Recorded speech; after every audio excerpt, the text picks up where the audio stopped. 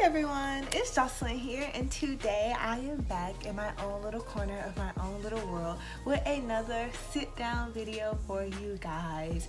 Today I wanted to talk about five things I loved and didn't so love about living in China, working in China, just the general things that I liked and disliked. When you look at these type of videos, you always hear things about safety and traveling and like money. So I tried to think of things that did not have those sort of undertones. Like, yes, China's a really safe country if you are a woman alone. It is very easy to travel from China to other places and within China, and it is very low cost of living and very easy to save money. We all know these things, but here are some things that me personally I love and hate about living in China. Number one is the relaxed work environment, and this sort of comes from my industry. I was an English teacher at a training center, so I was doing a lot of desk warming, a lot of lesson planning, things like that. And some people may not like that. Some people may not like a job that isn't so high pressure and beating down on you all the time. But me personally, I like that. I like being able to go into work and lesson plan and come and go as I please, go get lunch, like talk and be giddy, play on my phone at the desk. Like, I really like that environment that I was in. I know not all schools and not all training centers are like that in China, but that was my experience with my particular company. I think all around before COVID hit, and even a little bit during COVID, I cannot just be like, oh, it was a tough and stressful job, because now that I'm back in the United States and I'm working, I dread getting up and going to work. And though I dreaded getting up and going to work there, I do recognize that I did have a lot more freedom in my job back there. So yeah, the relaxed work environment. Now, to every pro, there is a con. And I would say with the relaxed work environment, definitely the slave contracts and the bureaucracy of working in China. There are a lot of loopholes, working hours and stuff like that. Everything is kind of up in the air and subjected to change. And it's also very difficult, because if you don't speak Chinese or if you don't have anyone advocating for you, it's very easy to get roped into a crappy contract. And since you are an expat working and living in another country, it's hard to get out of those contracts and switch to another job and stay in the country, which is how I kind of ended up leaving China. If you haven't seen that video, check it out up here. But yeah, it's just kind of this whole bureaucracy. Companies definitely do make it very hard so that you can earn a living and stay in China without them, and that's kind of sucky, but I guess that happens anywhere. Number two, the second thing that I loved about living in China was the fresh food. Oh my god, there were so many markets and street vendors and stalls, and even in the grocery stores, fresh butcher shops and fresh meat shops. And to some people that's a little unsanitary, but I just really love this idea that every time I went grocery shopping or that I bought some food, I just knew that I was going to be getting fresh and in-season produce. Like, nothing ever felt old or browned or nasty. Like, even when I went out to eat in restaurants, everything seemed fresh. There was always an opportunity for me to just go out and buy fresh, cheap produce. I knew I said we weren't going to talk about money and cost of living, but it was just, oh my gosh. And for someone like me who's borderline vegetarian, it was just amazing. It was a dream to always go out and just have fresh, accessible food. And that's not just like vegetables either, like fresh meat products, and again fresh fish, and everything just tasted so tasty. It was so easy to cook, and in turn so easy to save money. And that's why you lose a lot of weight, not because their diet is anything differently. They still have like fried food, but it's easier to get food and fry it and to cook it yourself instead of just going out and buying it with all of those extra nastinesses in there. At least that's my theory. So con number two about living in China. I know I was just raving about fresh food, but a con to that is it's so easy to be wasteful in China. If you're trying to live a sustainable lifestyle in China, it is so difficult to do that. They have recycling bins and they try to encourage recycling, but just the society that they live in, they're very much an online shopping society. And so when you're shopping online, they package all of this stuff, and you have this box and that box and this box, which is like just a con of ordering things online anyway. But say for instance, it's a day that I didn't want to cook or go out grocery shopping. I order my groceries online, and so you have this little bitty apple, or no, even worse, an orange. So you have an orange that's already encapsulated in a peel or a skin, and then the orange is in a bag, so like a net bag that the orange is in. Then that bag comes in a plastic bag, and then that plastic bag comes in a plastic clamshell container, and it's just so much plastic all the time.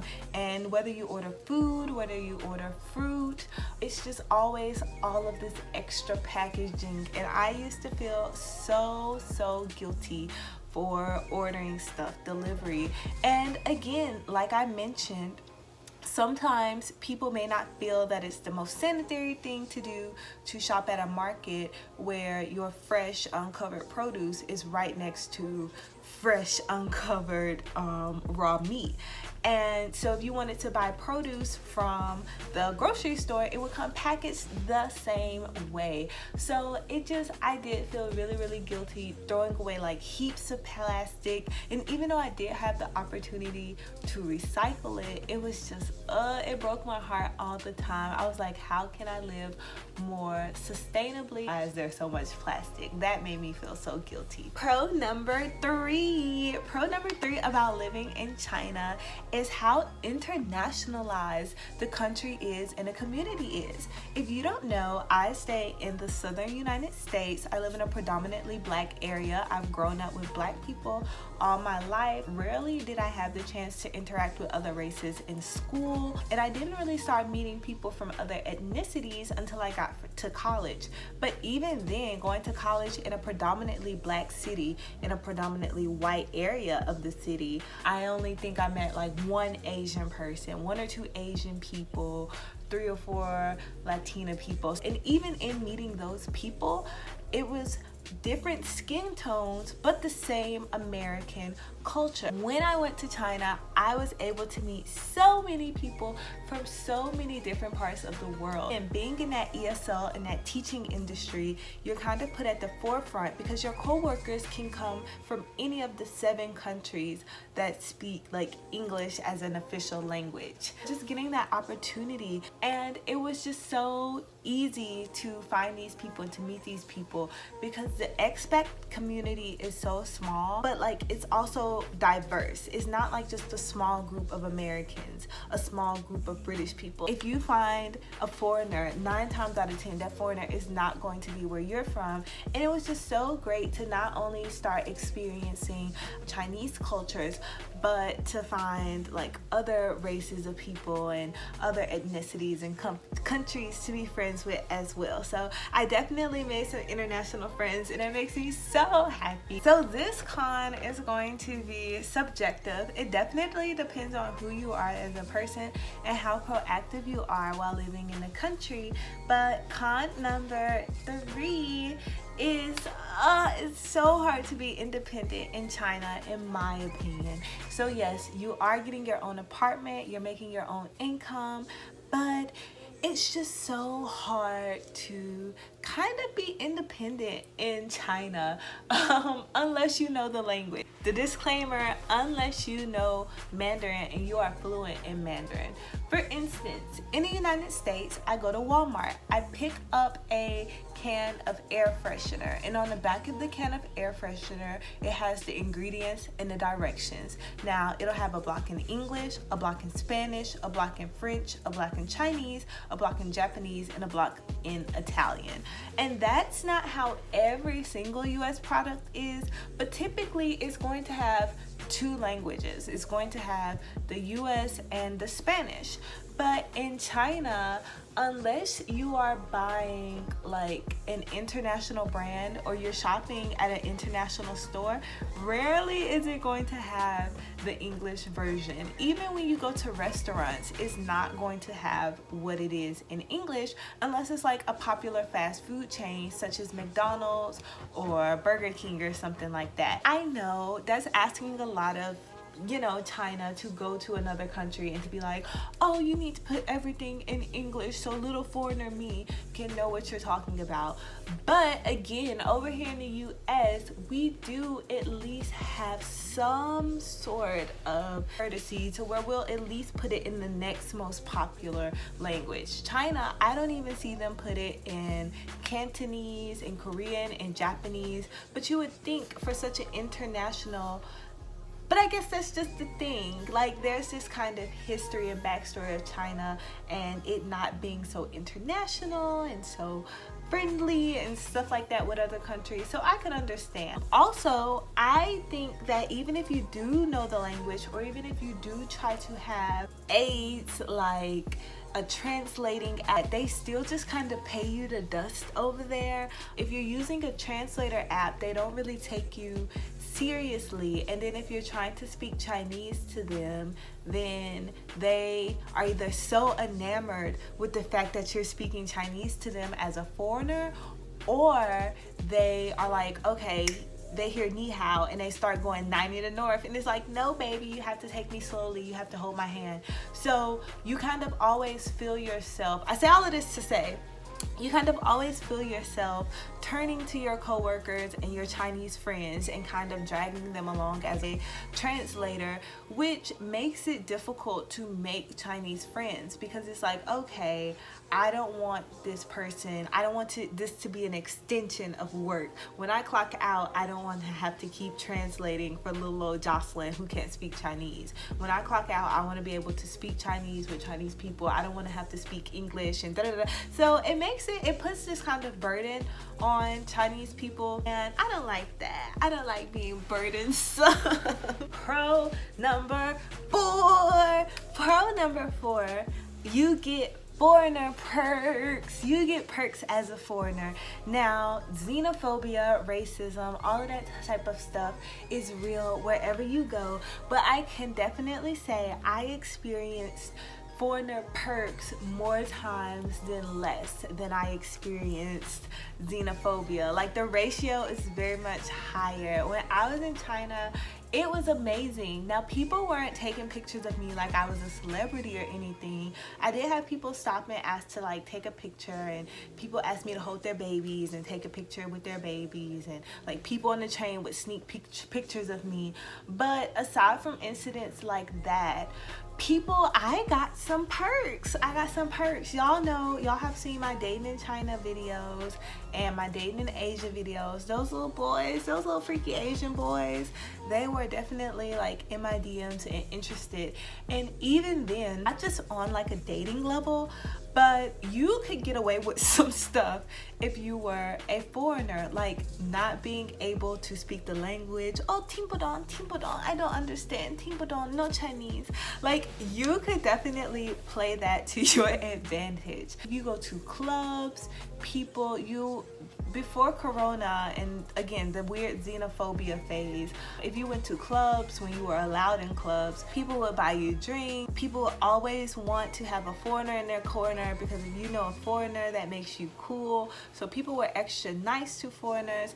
And then even my neighbors were very, very kind to me. And everybody, y'all all know about Pinggua's grandpa. They would get annoyed because I can't speak Chinese, but that was not enough to deter them away from me. They were still kind to me and patient enough with me. They weren't mean or xenophobic, but they were definitely like, okay, I'm gonna throw her a bone because her little stupid ass, she don't know nothing. So it's very much like a good person. Not just with Chinese people either, with other nationalities of people. Being an American does not have its perks at all. Like, they do not like us internationally, y'all. Get it together, America. People are judging us. But being an American and being a black woman and a dark-skinned black woman as well, I was not shunned.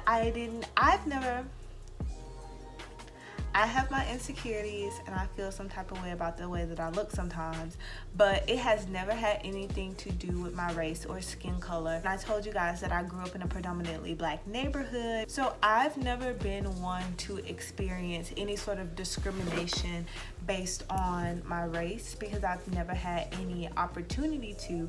Not to say that it doesn't happen, it just hasn't happened to me. But I definitely, where I haven't been discriminated for the way that I look, I've also never been appreciated for the way that I look either.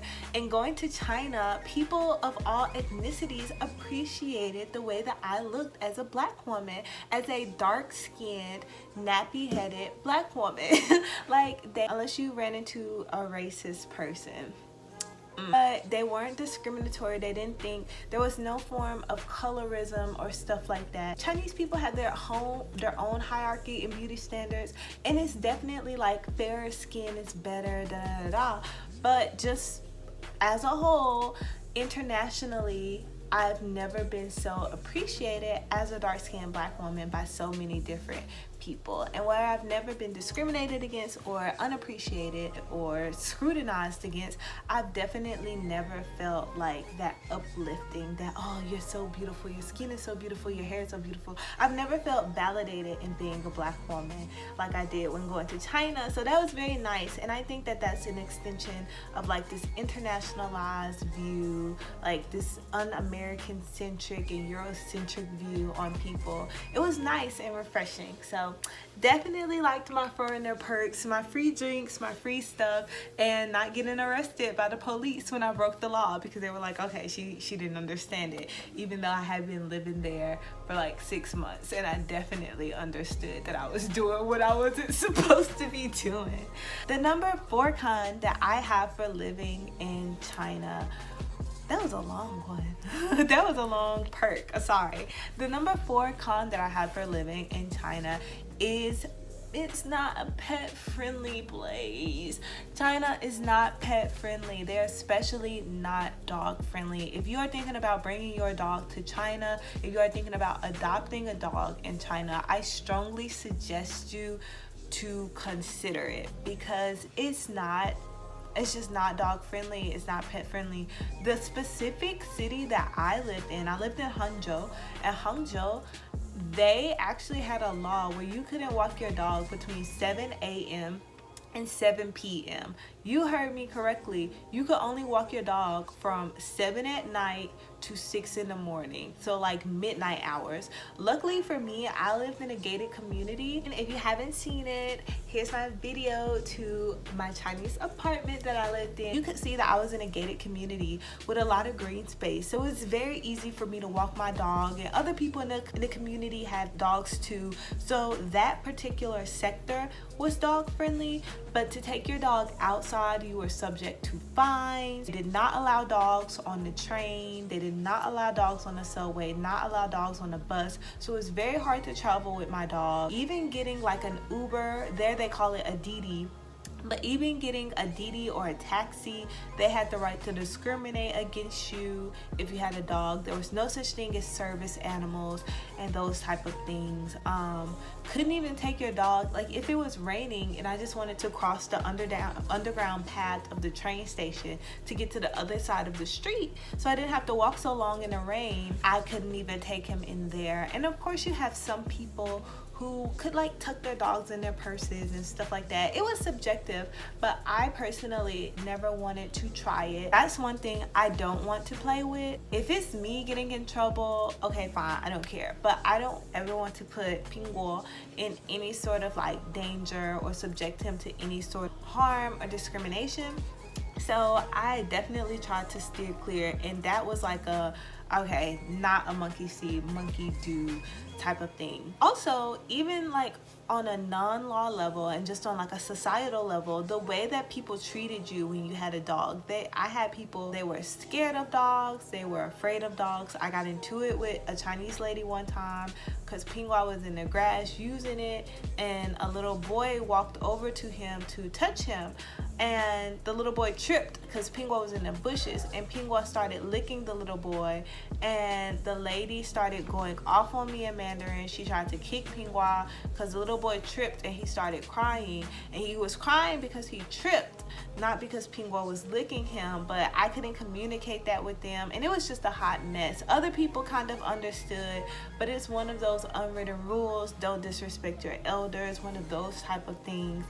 And so it was just a whole thing. So I've had like run-ins like that before, and people are just so afraid of dogs. Now, this is not the video for stereotypes, but I do feel like it does have something to do with the fact that in the countryside of many areas in China, dogs are considered like wild animals. Everybody has their stigma and their fables in their sort of society and cultures, and Chinese people have the same about dogs. So they were definitely fearful of dogs. They're not dog friendly. I had to get my baby out of there. They were not dog friendly. We had to come back to America where we belong. Even in like the airport, coming back from China in Pudong in Shanghai, he had to be in his carrier case. I had to lug him around. People were just being really stinky and mean.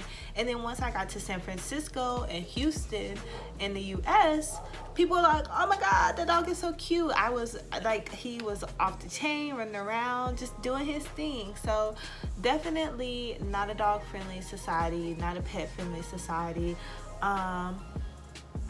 It just is what it is, I guess, but just be wary, just be wary. Pro number 5 of living in China. Now, this one is going to be a little spicy, a little controversial. Before I start, don't forget to like this video. If you like this video, go ahead and hit that subscribe button if you haven't already subscribed. The last and final pro of living in China is that it is so easy to let your freak fly without worrying about discrimination, about being looked down on, or anything like that. Now, this isn't so applicable to me personally, but this is just me noticing things in China in the language around sexual health and sexual education. Now, for different reasons, China is when it comes to sexual health. So, as you all know, China has had the one-child law, recently the two-child laws, and there are so many preventative measures when it comes to like having sex, so you don't get that baby and the government ain't gotta take your baby from you. They are like giving it to y'all Chinese people. They are like, okay, no. And it's just so crazy because in Japan, in Korea, in the United States, in the UK, and so many other countries, this is not the case. China, you can buy birth control pills over the counter. You do not need a prescription for birth control, which was great for me because I was paying like $10-20 a box for birth control, and even though I wasn't having sex with anybody, it's like, all right girl, no period. It It was just that easy. I did not have to see a doctor. They did not have to be poking and sticking in nothing. Literally just go to, or just order it on my phone, order some birth control and get it, no period, Gucci. Like, it's crazy. At every counter there are different brands of condoms, lubrication, small little vibrator, things to really like promote safe and healthy sex. STD screenings are cheap. Like, just so many things. The cheap abortion pills, cheap abortions. Like, it's just mind blowing. And I feel like it's important to talk about stuff like this, because when you do go to a foreign country, you can like meet people, and people that you want to sleep with and that you want to have sex with, if you're so fortunate enough. Unlike me, forever alone. You can meet people, and it's just amazing to have access to that stuff. And again, not have anyone look at you sideways and not have anyone discriminate, and just have those sort of resources readily available, because they're like, we don't want you to have no baby. We don't want you to get an STD. Use birth control. Use a condom. Da da da da. So I don't know. If you are a young 20-something looking to go to China, and you know that sex is a part of life and a natural occurrence, then this country is definitely pro-sex, pro-healthy sex, pro-sexual health. Like, I just love that. I think that that's so progressive. Where they are behind on some things, I do think that protecting your sexual health is, and like protecting women and even men, and men who like men and women who like women. And I know it's rooted in stigma and communism and dictatorship, but the result of it, fortunately and unfortunately, it's unfortunate that it had to take all of that, but it's fortunate that the result of all of it turned out to be this like really amazing and progressive outlook on people having sex. So that's definitely my number 5 pro, is that sexual health in China is taken very, very seriously. Very, very easy to get tested, very easy to have access to contraceptives, and very easy to practice safe sex on your journey to China. And unfortunately, you can't say the same about other countries and other places. So yes, that's amazing. The number 5 con of living in China. So the number 5 con of living in China is, again, subjective. You could say that it's like that anywhere. You could say that like everything is like that, and that all societies have some form or some degree. But it just goes to show you that in the United States, I did not notice it. And when I got to China, I did notice it a lot. And that is, people in China are very, very consumed with saving face and this idea of upholding a fake version of themselves. And I don't want to call people in China poser, fake, or phony or anything like that, but they really do have this obsession with being their perfect selves at all times. It's just this weird obsession. Like, social media accounts are just so curated to just be perfect. The way they edit themselves, the things that they say, coming up with witty captions. And again, I know what you're thinking, Jocelyn, people in the United States do that. But it kind of just extends beyond like just social media. The way that people present themselves in real life, enrolling your students in these $1,000 English speaking courses just to make it seem like you have money, never leaving the house without makeup.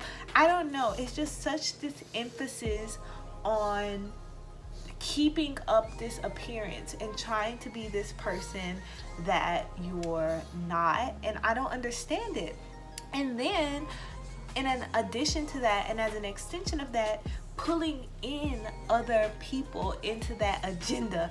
You go in and you take the picture. I don't need a beauty filter. I'm fine with the way that I look. But you put a beauty filter on the picture that we're taking, and suddenly I'm like whitewashed with blue eyes and sparkles around my head.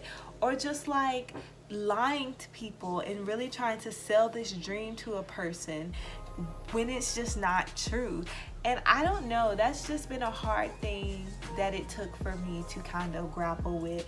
This sort of curated, and I'm trying to avoid using the word fake, that's the word that I used in my notes, but definitely this kind of montage of dreams with all of the ugly bits cut out. There's nothing real, nothing authentic. Everybody wants to be an influencer, everybody wants to look their best and be their best, and I get it. You want to look your best and feel your best at all time, but I guess the problem is to impress other people, and that's just, I don't know, man.